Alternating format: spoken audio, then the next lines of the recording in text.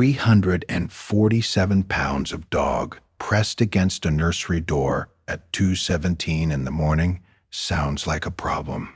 That is what it sounded like to Robert when he woke up. He heard the slow, repetitive thud first, something large, moving rhythmically, applying pressure. He was out of bed and in the hallway in seconds and found Atlas, their 4-year-old St. Bernard, doing something Robert had never seen a 140-pound dog do. He was pressing his chest against the nursery door, not barking, not scratching, just pressing his weight against it repeatedly, like he was trying to push something through the wood with sound. Robert opened the door.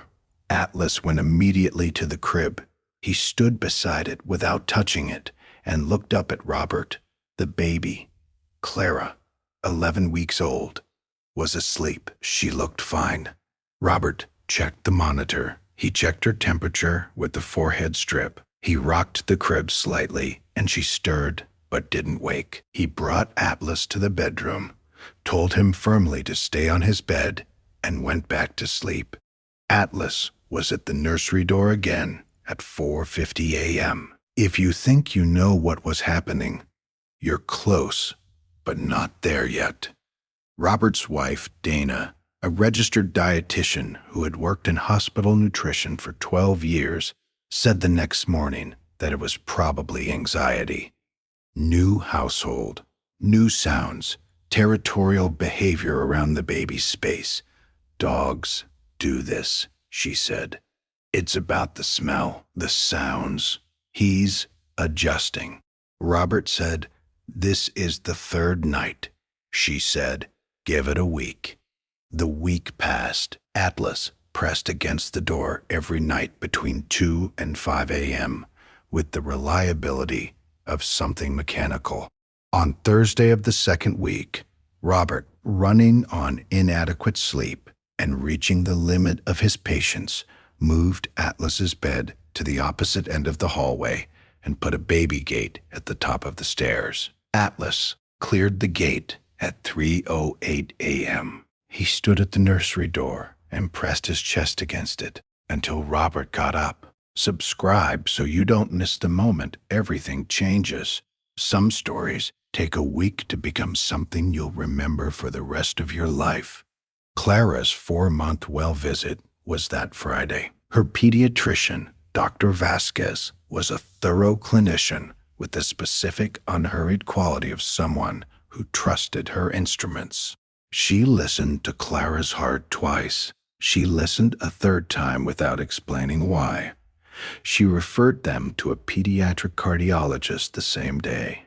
The cardiologist, Dr. Mwangi, at a children's hospital 40 minutes from their house, performed an echocardiogram on Monday morning. Clara lay on the table without complaint, the gel cold against her chest, the wand moving in slow arcs. Dr. Mwangi showed them the image on the screen, a small structural irregularity in the atrial wall, not immediately dangerous, but without detection, without monitoring, without intervention at the appropriate developmental window. His words were careful and precise. The outcomes became considerably less predictable in early childhood. He said, "I'm glad this was caught now." Robert said, "Our dog woke us up every night for 2 weeks." Dr. Mwangi paused. He had heard things like this before, in the way that pediatric cardiologists sometimes do, from parents who had arrived at his office having traveled a strange route. He said, "There's documented research on dogs detecting cardiac arrhythmias through sound and vibration that humans can't perceive. A dog that size, that close to a nursery wall, he may have been detecting an irregular rhythm through the wood."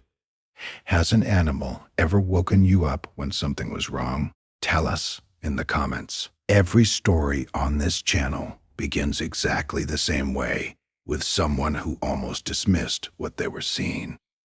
Robert and Dana drove home mostly in silence.